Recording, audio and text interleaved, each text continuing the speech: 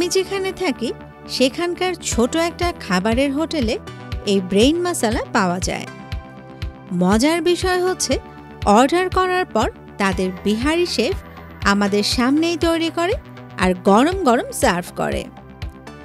অসাধারণ স্বাদের এই ব্রেইন মশলা এত অল্প সময়ে কিভাবে তৈরি করে জানতে সাথেই থাকুন।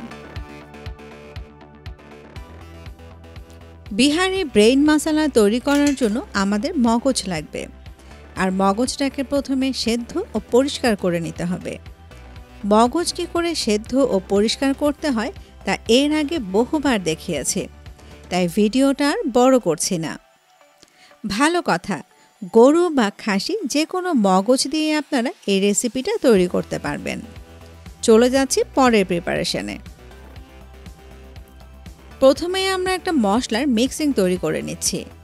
4টা বড় টমেটো একটু বড় বড় টুকরো করে কেটে নিয়েছি। 1 টেবিল চামচ ধনে গুঁড়ি, 1 টেবিল চামচ জিরা গুঁড়ি, হলুদের গুঁড়ি 1/4 চা চামচ, শুকনো মরিচের গুঁড়ি 1 টেবিল চামচ, লবণ 1 টেবিল চামচ, আদা বাটা 1 চা চামচ, 1 চা চামচ রসুন বাটা। আজকের সবগুলো গুঁড়ি মশলাই ব্যবহার করেছে এসিআই পিওর ব্র্যান্ডের। এবার সব কিছু খুব ভালো করে মিক্স করে নিচ্ছি। আমি সুবিধার জন্য মিক্সারে করছি, এই কাজটা আপনারা চাইলে শিলপাটাতেও করে নিতে পারেন। তবে মিক্সিংটা করার সময় কোনো পানি ব্যবহার করা যাবে না, আর খেয়াল রাখতে হবে যেন সব কিছু খুব ভালোভাবে পেস্ট হয়ে যায়। রান্নায় চলে আসলাম। ফ্লেভারটাকে স্ট্রং করার জন্য আজকে রান্নাটা করব সরিষার তেল দিয়ে। 1/4 কাপ সরিষার তেল ভালো করে গরম করে নিচ্ছি। ফোড়নের জন্য আধা চা চামচ জিরা নিয়ে নিচ্ছি। জিরা দেওয়ার পর বেশিক্ষণ ভাজা যাবে না, সাথে সাথেই নিয়ে নিচ্ছি পেঁয়াজ কুচি 1 কাপ। তবে আপনারা চাইলে পেঁয়াজের পরিমাণটা একটু বাড়িয়েও দিতে পারেন। এবার পেঁয়াজগুলোকে ভেজে নেব যতক্ষণ না পেঁয়াজের রঙটা চেঞ্জ হয়ে আসে। চুলোর আঁচটা ফুল আছে। আনুমানিক 1 মিনিটের মতো ভেজে নিলাম। দেখেন পেঁয়াজের রঙটা চেঞ্জ হয়ে গেছে। এই পর্যায়ে নিয়ে নিচ্ছি রসুন কুচি। আমি 5 কোয়া রসুন একটু ভালো করে কুচি করে নিয়েছি। পেঁয়াজ রসুনগুলোকে ভাজতে থাকবো যতক্ষণ না একটু বাদামি হয়ে আসে। দেখেন অলরেডি কিন্তু কিছু কিছু পেঁয়াজ বাদামি রং হতে শুরু করেছে। এই পর্যায়ে মশলার যে মিক্সিংটা রেডি করে রেখেছিলাম তার পুরোটাই ঢেলে দিচ্ছি। মশলাটা দেওয়ার সাথে সাথে খুব ভালো করে মিক্স করে নিতে হবে, তা না হলে পুড়ে যেতে পারে। আর যে মিক্সারটাতে আমি মশলাটা তৈরি করেছিলাম তার ভেতর আধা কাপ পানি দিয়ে মশলাটা ভালো করে ধুয়ে দিয়ে দিচ্ছি। এতে করে আমার আর কোনো মশলা নষ্ট হলো না। এই পর্যায়ে চুলোর আঁচটাকে মিডিয়াম করে দিচ্ছি। ঢাকনা দিয়ে ঢেকে রান্না করছি যতক্ষণ না পানিটা শুকিয়ে আসে। তবে মাঝে মাঝে ঢাকনাটা খুলে একটু নেড়েচেড়ে দেব।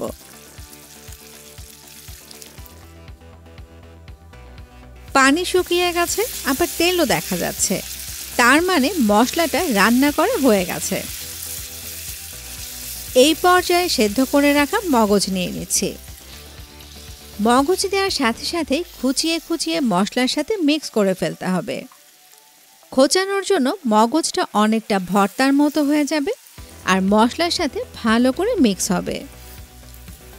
মগজ যত ভালো করে মশলার সাথে মিক্স হবে খেতে তত বেশি ভালো লাগবে। মগজটা যেহেতু আগে থেকে কিছুটা সেদ্ধ করা ছিল তাই রান্না হতে খুব একটা বেশি সময় লাগবে না। মশলার সাথে ভালো করে মিক্স করা হয়ে গেলে পানি নিয়ে নিচ্ছি 1/4 কাপ। ঢাকনা দিয়ে ঢেকে অপেক্ষা করছি পানিটা শুকানো পর্যন্ত। ওই একই সিস্টেম, মাঝে মাঝে ঢাকনাটা খুলব আর নিচ থেকে একটু নেড়েচেড়ে দেব। রেসিপিটা যেমন সহজ, খেতে কিন্তু তেমনই মজা। আর এখানে যতগুলো মশলা দিলাম তার সবগুলো আমাদের ঘরেই থাকে। পানি শুকিয়ে গেছে, আমার রান্নাটাও প্রায় শেষ।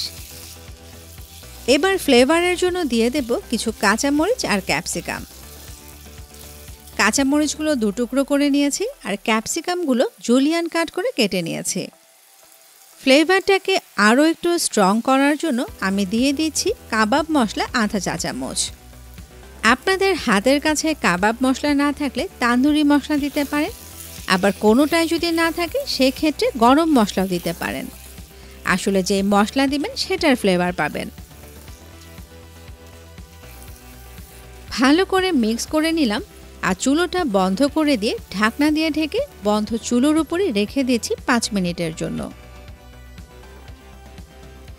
এর মাঝে একবারও ঢাকনাটা খুলব না, এতে করে সব কিছুর ফ্লেভার খুব ভালো করে ব্লেন্ড হয়ে যাবে। পরিবেশন করে দিচ্ছি, তবে খাওয়ার আগে অবশ্যই কিছু ধনেপাতা কুচি উপরে ছড়িয়ে দিতে হবে। যদিও বিহারি ব্রেইন মশলা আমি সাদা ভাতের সাথে পরিবেশন করেছি, তবে রেস্টুরেন্টগুলোতে এটা নান, পরোটা বা পুরির সাথে সার্ভ করা হয়।